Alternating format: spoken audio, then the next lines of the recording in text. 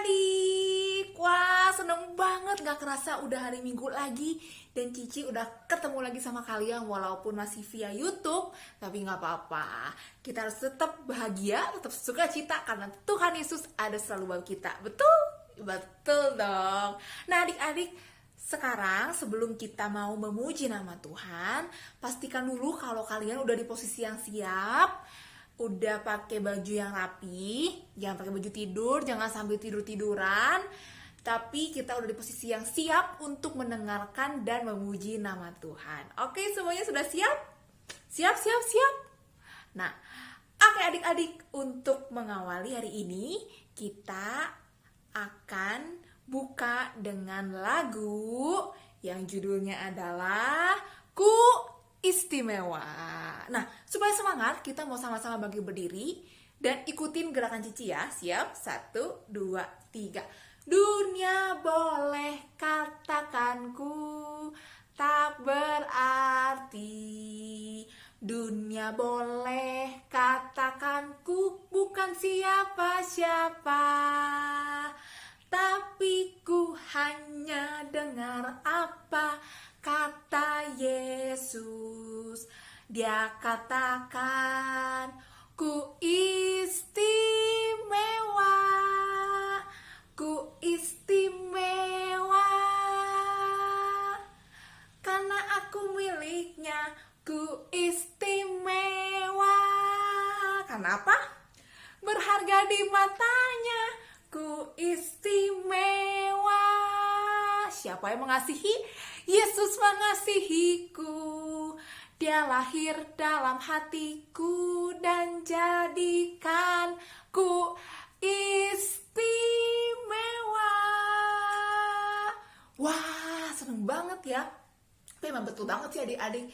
Karena kita ini anak Tuhan, jadi kita ini adalah anak-anak yang istimewa. Kenapa istimewa? Karena kita adalah anak-anak Tuhan yang sudah ditebus darahnya oleh Tuhan di atas kayu salib, dan itu adalah hadiah yang paling luar biasa di dalam hidup kita.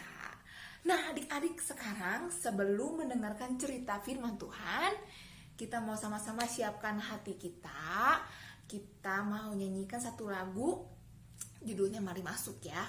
Tapi sebelumnya Cici mau supaya tangannya dilipat dulu, matanya ditutup, terus kita sambil menyanyikan pujian ini ya. Mari masuk, mari masuk, masuk hatiku, ya Yesus, datang sekarang, datang tinggal dalam hatiku, ya Yesus. Sekali lagi ya, kita ulangi lagu ini ya dengan hati yang sungguh-sungguh kita mau mendengarkan firman Tuhan ya. Mari masuk, mari masuk, masuk hatiku, ya Yesus, datang sekarang, datang tinggal dalam hatiku, ya Yesus. Nah, adik-adik, sekarang sebelum kita mendengarkan cerita firman Tuhan, kita mau terlebih dahulu sama-sama berdoa. Lipat tangannya, tutup mata, tundukkan kepalanya. Milikilah sikap yang baik ya adik-adik. Karena apa? Karena Tuhan Yesus yang di surga sedang melihat kita, bagaimana sikap kita hari ini. Ya, yuk kita sama-sama berdoa ya. Tuhan Yesus, selamat pagi ya Tuhan. Terima kasih untuk semua kebaikan Tuhan di dalam hidup saya. Terima kasih ya Tuhan, karena Tuhan adalah Tuhan yang tidak pernah berubah. Tuhan yang selalu ada untuk kami ya Tuhan. Tuhan, ampuni kami kalau mungkin 1 minggu ini kami membuat hati Tuhan sedih, kami mungkin melanggar firman Tuhan. Tuhan tolong ya ampuni ya Tuhan. Dan Tuhan, sebentar lagi kami mau belajar. Tuhan tolong supaya Tuhan masuk di dalam hati kami. Tuhan bukakan telinga kami supaya kami firman Tuhan hari ini ya Tuhan tidak berlalu begitu saja, tetapi boleh kami simpan dan kami lakukan untuk kehidupan kami sehari-hari ya Tuhan. Terima kasih Tuhan untuk setiap berkat-Mu ya Tuhan. Berkati supaya cerita hari ini kami boleh mengerti dan kami boleh melakukannya. Dalam nama Tuhan Yesus kami berdoa dan mengucap syukur. Amin. Nah adik-adik, cerita hari ini tentu saja merupakan sebuah cerita yang betul-betul terjadi dan cerita nyata. Nah, cerita hari ini diambil dari kitab, sama-sama kita ambil ya, Alkitab kita diambil dari kitab Matius. Wah, gampang nih, kan udah sering nyanyi nih, Matius, Markus, Lukas, Yohanes. Berarti Matius berarti langsung itu kitab pertama di Perjanjian Baru ya. Kita buka dari Matius 14 ayatnya yang ke-22 sampai 33. Matius 14 ayat 22 sampai 33. Nah, adik-adik, seperti biasa Cici mengingatkan kalian kalau pasal itu yang yang angka besar. Ini disebutnya pasal ya. Matius pasal 14 berarti ini ya udah ketemu nih di kitab Matius ya. Matius pasal 14 ayat. Nah, cari ayat ini.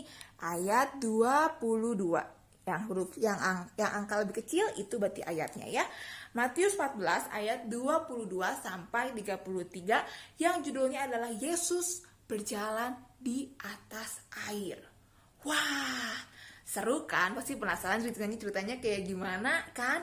Tapi adik-adik, ada yang menarik karena di cerita hari ini bukan cuma Yesus yang berjalan di atas air, tapi ada salah satu murid Yesus juga yang berjalan di atas air. Wah, seru banget kan? Mau tahu ceritanya gimana? Yuk sama-sama kita akan nonton dulu videonya. Yesus berjalan di atas air.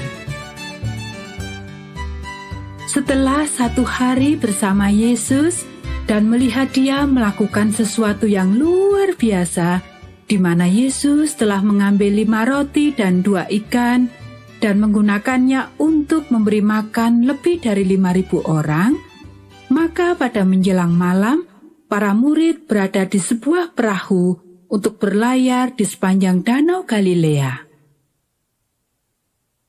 Sebenarnya pada hari itu, para murid sangat berharap Yesus membiarkan orang-orang memahkotai Dia sebagai Raja. Tetapi ketika matahari mulai terbenam, Yesus menyuruh orang-orang pulang, kemudian berkata kepada para murid-Nya, "Pergilah ke seberang danau dengan perahu." Kemudian Yesus pergi ke tempat yang tenang untuk berdoa. Ketika hari sudah malam, perahu itu sudah berada di tengah danau. Awan gelap mulai berkumpul. Angin bertiup kencang dan gelombang besar mengombang-ambingkan perahu mereka. Nelayan-nelayan yang berpengalaman itu dengan tegang mendayung. Mereka mendayung lebih keras dan lebih keras. Tetapi badai itu sangat kuat. Badai terus mengamuk sepanjang malam. Angin mendorong ombak lebih tinggi dan lebih tinggi. Pada saat itu para murid sudah jauh dari pantai. Sesaat sebelum pagi, tetapi ketika hari masih gelap, ketika Yesus melihat betapa payahnya mereka mendayung karena angin sakal, maka kira-kira jam 3 malam, Ia datang kepada mereka, berjalan di atas air, dan hendak melewati mereka. Tiba-tiba, para murid melihat seseorang datang melintasi air ke arah mereka. Mereka berteriak ketakutan. "Ini hantu!" teriak mereka. Mereka takut melihat seseorang mendatangi mereka, berjalan di atas ombak, seolah-olah berada di tanah yang kokoh. Dan suara yang tidak asing berseru kepada mereka, "Tenanglah, aku ini, jangan takut." Lalu Petrus berseru dan menjawab dia, "Tuhan, apabila Engkau itu, suruhlah aku datang kepadamu berjalan di atas air." Kata Yesus, "Datanglah." Yesus memberi isyarat kepada muridnya yang bersemangat dan terkadang sembrono itu. Maka Petrus turun dari perahu dan mulai berjalan di atas air mendapatkan Yesus. Dia berjalan beberapa langkah. Kemudian dia memalingkan pandangannya dari Yesus dan melihat kembali ke arah para murid. Dia mungkin berpikir, "Hei, lihat saya. Bisakah kamu mempercayainya?" Ketika dia mulai berbalik ke arah Yesus, dia melihat ombak besar. Dia merasakan angin kencang. Dia menjadi takut dan dia mulai tenggelam. Seketika keberanian Petrus hilang. "Tuhan," dia berteriak, "selamatkan aku."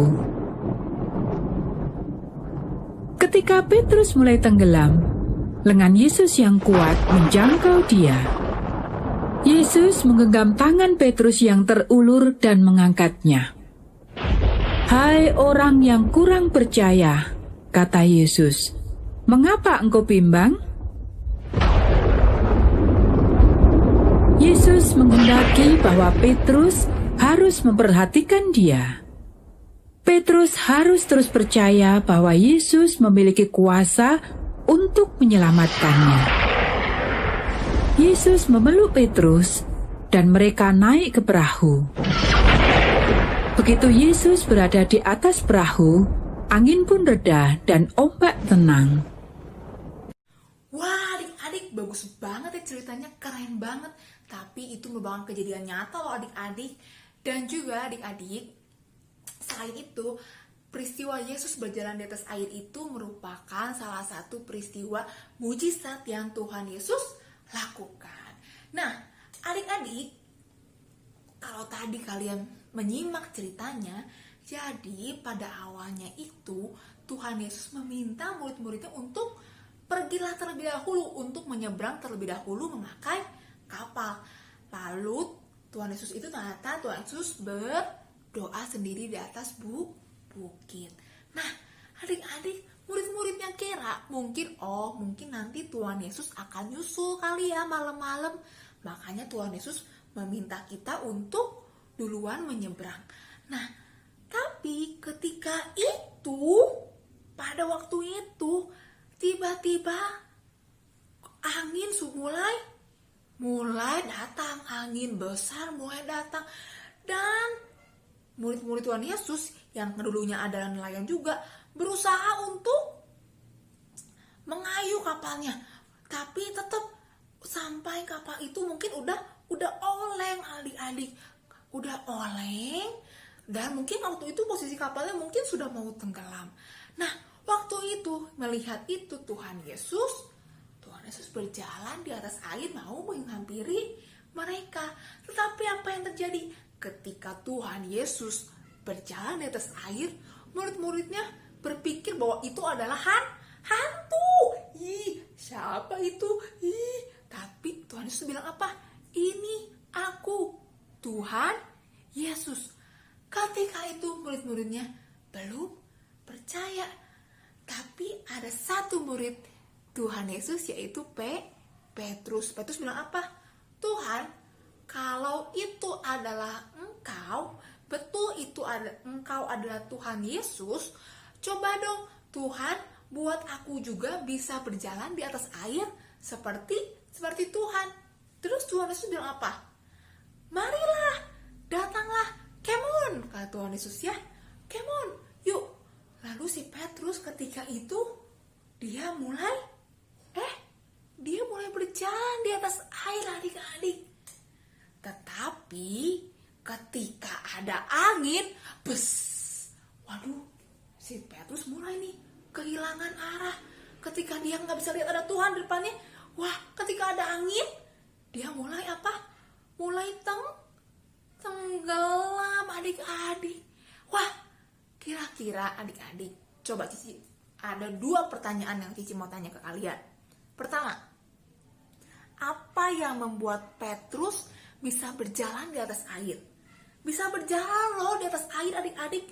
Berjalan itu beda-beda dengan berenang ya. Kalau berenang kan berarti tubuhnya masuk. Kalau berjalan tuh betul-betul berarti kakinya aja tidak ada di dalam air, berarti ada di atas air. Makanya disebut berjalan di atas air. Jadi sama sekali nggak basah tuh. Beda dengan berenang ya. Nah, kira-kira apa ya yang membuat Petrus bisa berjalan di atas air? Ternyata jawabannya adalah iman. Karena Petrus memiliki iman. Nah, sebenarnya apa sih iman itu? Iman itu adalah di Ibrani 11 ayat 1. Yuk kita sama-sama buka ya. Ibrani 11 ayat 1. Nah, udah diambil lagi Alkitabnya di Ibrani 11 ayat 1. Nih, Ibrani itu di Perjanjian Baru ya adik-adik ya. Ibrani pasal 11 ayat 1. Nah, kita lihat. Udah ketemu di Ibrani 11 ayat 1. Judulnya adalah saksi-saksi iman. Nah, di sini ada nih. Di Alkitab disebutkan di Ibrani 11 ayat 1 bahwa iman adalah dasar dari segala sesuatu yang kita harapkan dan bukti dari segala sesuatu yang tidak kita lihat. Nah, adik-adik, jadi iman itu sebetulnya sama seperti kita percaya. Percaya kepada siapa? Percaya kepada Tuhan Yesus. Itulah yang disebut dengan iman. Hasil dari kepercayaan kita itu disebutnya iman. Nah, waktu itu Petrus punya iman sebetulnya, makanya dia bisa berjalan di atas air pada awalnya. Tetapi apa yang terjadi? Waktu itu si Petrus ketika ada angin, si Petrus mulai gak percaya. Beneran nih aku berjalan di atas air? Beneran nih aku gak akan jatuh? Hatinya mulai gak percaya. Jadi imannya mulai goyah. Itu artinya iman Petrus adalah iman yang tidak kokoh. Kalau imannya kokoh, imannya teguh, dia akan tetap berjalan di atas air. Walaupun ada angin, dia akan tetap berjalan. Karena apa? Dia punya iman. Imannya yang kokoh karena dia percaya sama Tuhan. Berarti kalau dinilai, imannya itu nilainya itu 100. Bukan iman yang nilainya 50 atau 70. Makanya bisa jatuh, tenggelam, Nah, kalau begitu juga dengan hidup kita adik-adik. Mungkin saat ini adik-adik belum mengalami banyak masalah. Tetapi nanti ketika adik-adik sudah mulai beranjak dewasa, adik-adik sudah remaja, adik-adik mulai tuh, aduh, aku teh pusing, banyak masalah dalam hidup aku ya. Kayaknya banyak masalah, banyak yang membuat banyak pencobaan, banyak masalah, banyak hal-hal yang terjadi mungkin yang tidak sesuai dengan keinginan kita.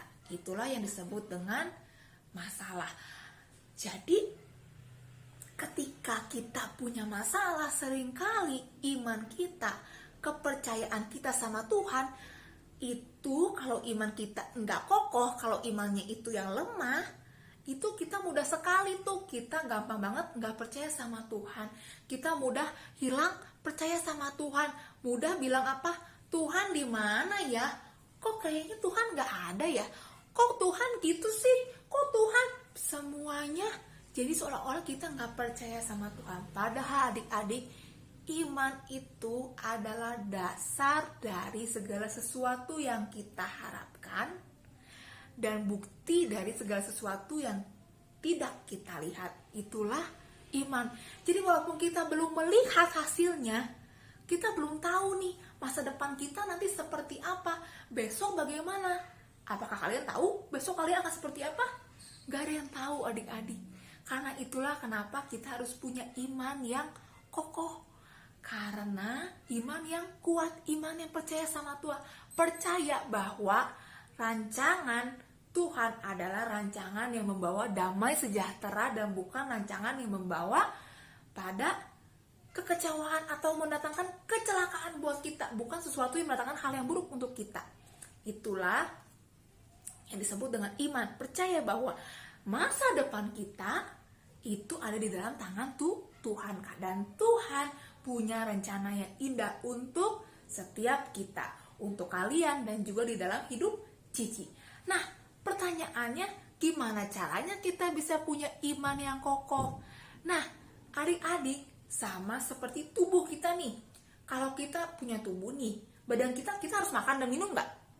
Harus makan dan minum nggak? Harus. Kalau nggak makan dan minum bisa apa? Bisa lemas. Nggak akan kuat badan ini. Nggak akan kuat untuk berdiri, berjalan. Kalau coba kalau lapar, aduh lapar. Pasti kalau udah lapar banget, aduh mau gerak aja aku nggak punya tenaga. Nah, sama juga dengan iman kita, dengan hati kita.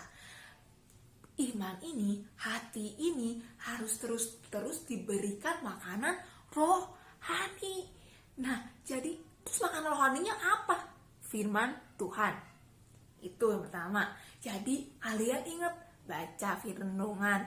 Terus ingat juga kalaupun kalian belum bisa baca, minta tolong cici kalian atau koko kalian atau mungkin saudara kalian dan orang tua untuk membacakan firman Tuhan kepada kalian, membacakan renungan. Kalau mungkin, tapi biasanya kalau mama aku nggak pernah ngajakin aku renungan tuh tiap hari. Waduh, itu berarti tugasnya kalian tuh menjadi terang di dalam keluarga kalian, menjadi wakil Tuhan Yesus di dalam rumah kalian, dalam keluarga kalian. Kalian ingatkan orang tua kalian, ingatkan kakak kalian, ingatkan saudara kalian untuk baca juga firman Tuhan. Jadi kalian juga bisa selalu bertumbuh di dalam Tuhan. Dan lalu cara lainnya adalah berdoa. Selalu ingat bahwa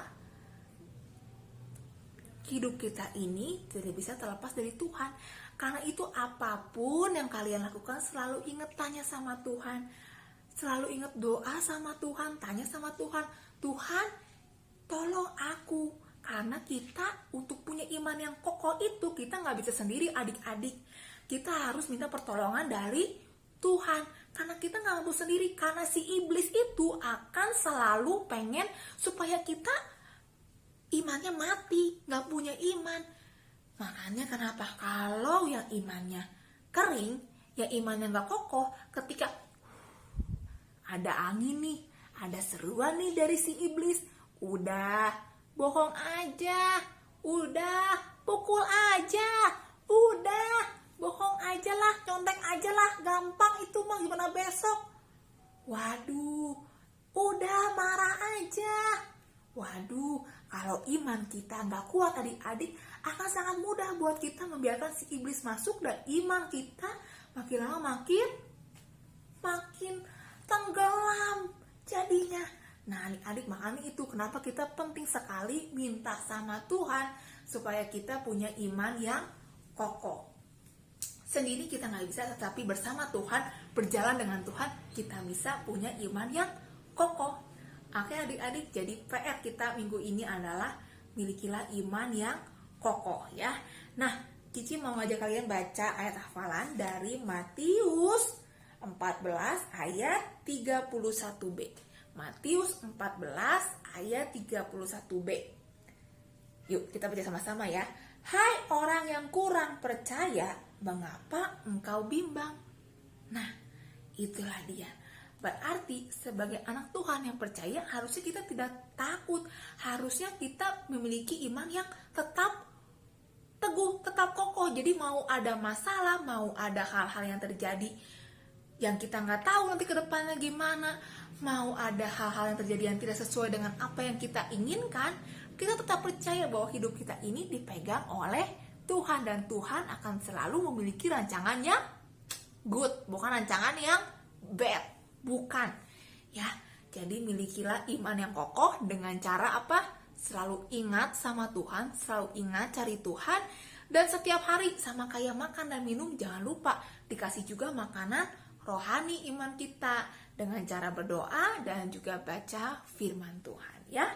Yuk adik-adik, kita akan sama-sama berdoa sambil sebentar lagi juga kita akan memberikan uang persembahan, ya. Nah, adik-adik, sekarang kita mau lipat tangannya, tutup matanya, kita mau berdoa. Tuhan Yesus, terima kasih untuk firman Tuhan yang sudah kami dengar. Tuhan, hari ini kami belajar untuk memiliki iman yang kokoh. Tuhan, tolong bantu kami. Kami tidak bisa sendiri ya Tuhan. Kami tidak bisa sendiri melawan iblis, tetapi kami perlu bantuan dari Tuhan. Tuhan, tolong kami. Tuhan, tolong ingatkan kami supaya setiap hari kami juga boleh makan makanan rohani.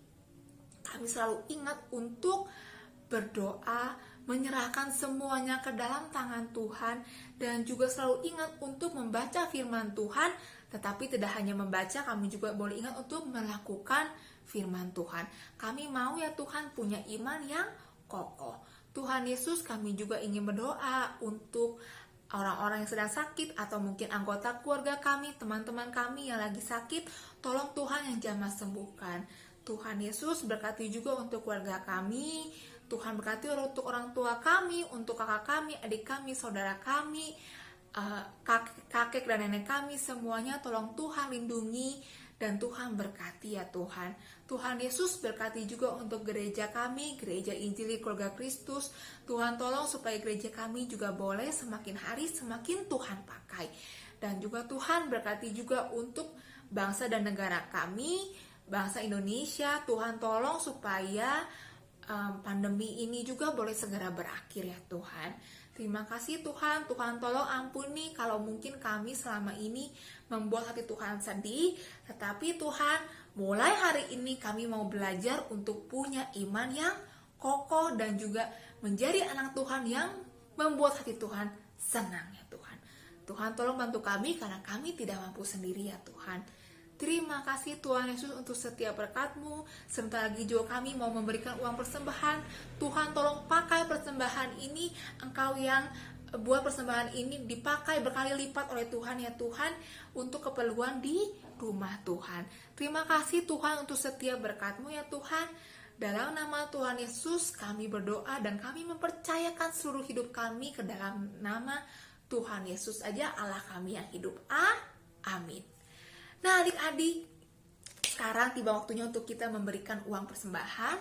Uang persembahan ini nantinya bisa kalian taruh di dalam sebuah amplop dan kalian tulis tanggalnya, dan nanti akan kalian bawa ketika kita sudah bisa beribadah lagi di gereja. Nah adik-adik, itulah sudah cerita sekolah minggu hari ini, dan pastinya adik-adik selalu ingat ya, jangan lupa untuk punya iman yang kokoh ya, iman yang setiap hari diberi makanan dan minuman rohani. Oke, jadi jangan lupa untuk apa? Tetap selalu berdoa, cari Tuhan, dan juga selalu ingat untuk mau baca firman Tuhan. Jadi jangan sampai iman kita lemah, karena kalau iman kita lemah, siapa yang senang? Si iblis yang senang.